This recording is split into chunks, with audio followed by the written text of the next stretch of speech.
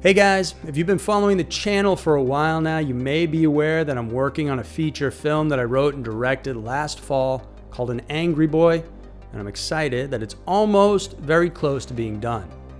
It's a revenge thriller about a teenager who goes on the hunt for a sadistic cult, so I think it's right up your alley if you like our content. I'll keep it short right now, because I know you want to get to watching some videos. There's more information over on our Kickstarter page, but we have the movie all edited and ready to go, but we do need to raise a bit more funding to finish off some of the post-production.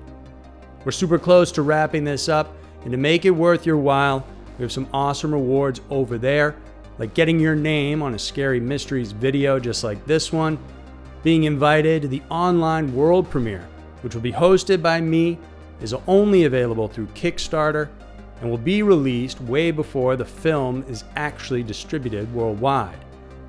There's also posters, deleted scenes, scripts for you to get, and a chance to get your name in the actual credits of the movie itself.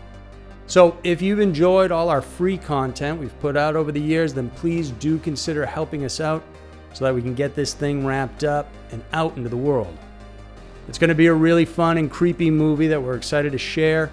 If you want to see some of the movie, rewards, and more info about it, then please visit the Kickstarter link in the description. Thank you so much, and now enjoy the episode.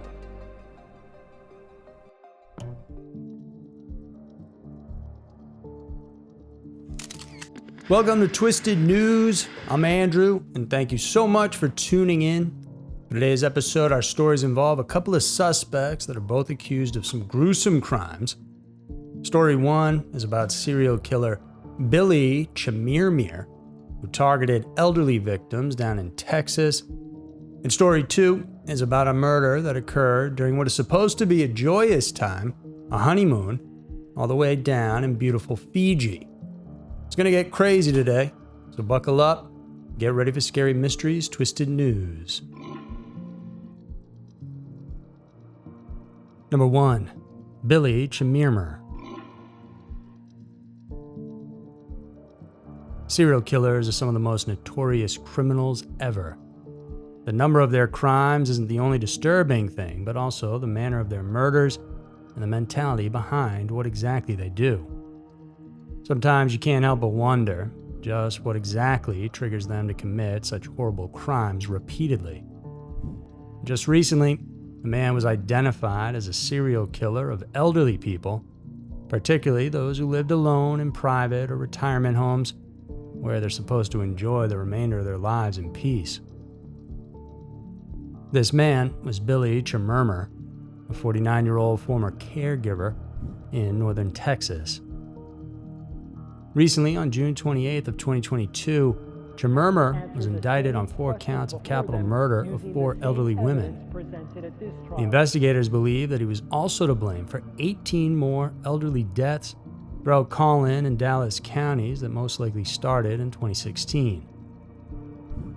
In 2016, 3 elderly residents of the Edgemere Senior Center in Dallas, Texas, passed away seemingly of natural causes. They were 84-year-old Catherine Sinclair, 91-year-old Phyllis Payne, and 94-year-old Phoebe Perry. Catherine had died a month earlier, followed by the latter 2. Because of their ages, nothing seemed odd about their deaths. Not long after that, in another similar facility, also in Dallas, some residents of the Tradition Prestonwood Assisted Living and Memory Care Facility passed away, which was again attributed to natural causes due to their ages. Some of them were Leah Corkin, Doris Gleason, and Joyce Abramowitz. Then in 2017, Cheryl Pangburn visited her mother, Marilyn Bixler, who was 90 years old and who lived in the Parkview Retirement Community in Preston, Texas. However, she found her lying on the floor between the couch and the coffee table, lifeless. Now, similar to the previous deaths, this was also attributed to her age, despite the odd details that Cheryl noticed. She recalled that her mother's hair was a mess and that her eyeglasses were bent, and even one of the lenses was missing. A piece of jewelry that she always wore was also gone. A month after Marilyn's death, There was then a report from a 93-year-old woman about a man who was dressed well and offered maintenance work at her place. When she declined, the man allegedly knocked her from her walker and smothered her with a pillow. And that prompted an investigation that took months before a suspect was properly identified. Then, a similar incident happened on March 19, 2018, with Mary Bartel, who was 91 years old and living at Preston Place in Plano.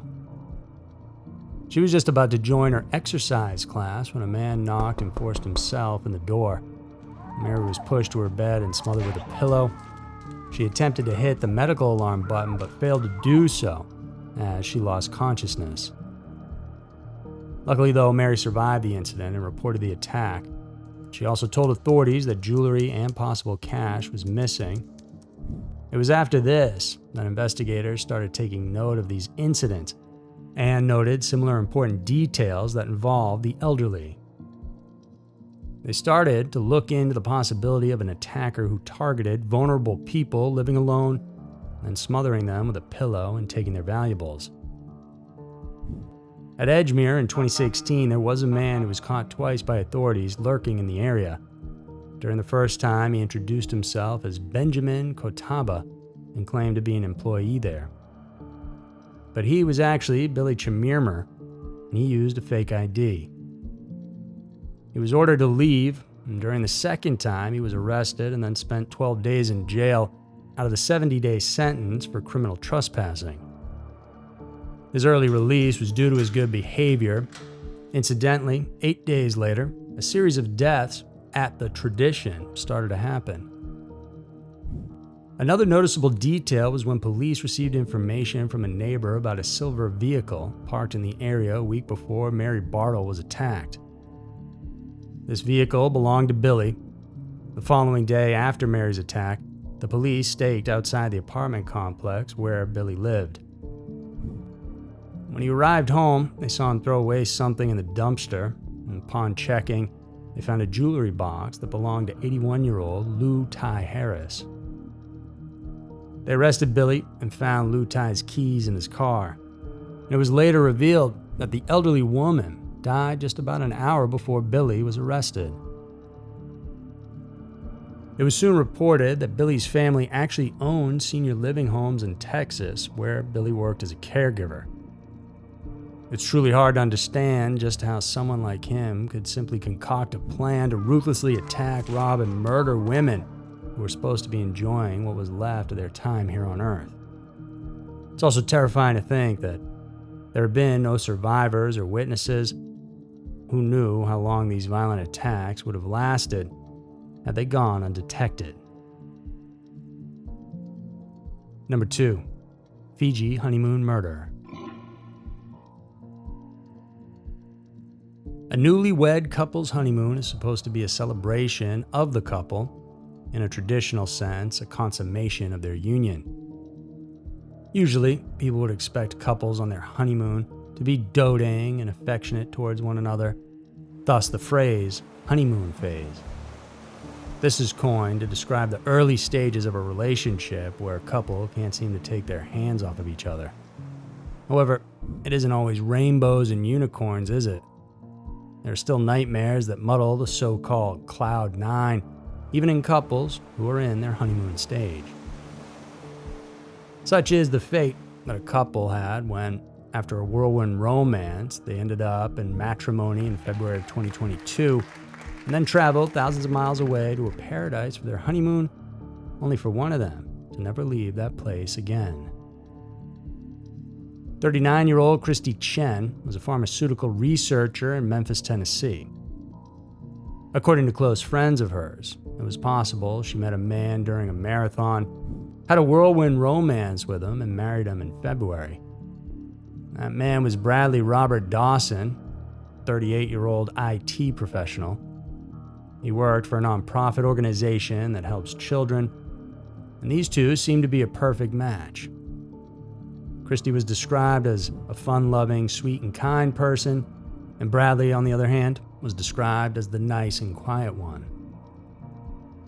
The couple waited for 5 months for their dream honeymoon in the luxurious paradise of Turtle Island in Fiji. Back in the US, they lived together in a small home located on Elsie Avenue in Memphis. On July 7th, they checked into their $3,500 per night bungalow room at the resort. And Christie's friends reportedly shared just how elated and thrilled the wife was for this trip. The couple, like many of the other guests there, had a burr mama, not unlike a personal butler, who attended to their needs and accommodations, tours, and other amenities the resort offered. 2 days later, when the couple didn't turn up for breakfast, their butler went up to check in on them. In their room was a sign that requested not to be disturbed. Come lunchtime, when again they didn't turn up, their butler entered their room to check on the couple. As he was about to clean the room, he noticed blood splatters on the bathroom wall. When he looked closely into the restroom, he found Christie beaten, bleeding, and lifeless on the bathroom floor. Authorities were then called to investigate the attack. Bradley, however, was nowhere to be found. It took police just 36 hours to locate him, though. Apparently, he used a kayak in the wee hours of the morning after a heated argument with his wife. He was able to reach a small island a mile away from their accommodations. And a witness shared with the media that when he saw Bradley, he looked distraught. He also had bruises and was bleeding from his hands and feet and smelt of alcohol. The witness shared that he left the resort sometime between 2 or 3 in the morning on July 9th after he had that huge argument with his wife. After he was found, he was immediately named the main suspect in the death of his wife, of course. While the police remained mum about the incident, it was reported that the night before Christie was found dead, apparently the couple had another huge argument. Investigators believe that this may have caused the beatings, and Christie received multiple bruises on her body and head, and further details about the injuries she sustained are yet to be made public, as well as other details of this case. For those who personally knew the couple, both sides expressed disbelief at what occurred, particularly on the violence pinned on Bradley. It just goes to show that no matter how much we claim to know a person, unless we know how they are behind closed doors, we're none the wiser. It's a sad turn of events for the couple. Their honeymoon has now been tainted with death and violence, something that Christie probably never anticipated when she married the man she thought was the love of her life. Please subscribe and slap that notification bell if you like this video so you don't miss out on all the content we're putting out each and every week. Thanks again for tuning in. I'll see you soon.